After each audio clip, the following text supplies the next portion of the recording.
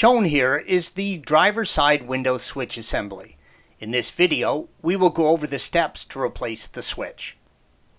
Use a thin blade flathead screwdriver, or better yet a trim removal tool, to carefully pry the switch assembly up from the back as shown here. Then take your time, carefully prying around the switch until you can pull it up and out of the armrest. Once removed, press the tab on the electrical connector to remove it from the switch assembly, green arrow. Now place the electrical connector into the new switch assembly. Push the new electrical connector into the armrest until it is fully seated.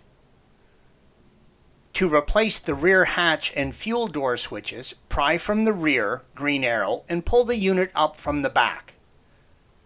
Press the tabs on the electrical connectors to remove them from the switch assembly, green arrow. Installation is the reverse of removal. Thanks for watching. Be sure to subscribe to our channel and check out another video in this series.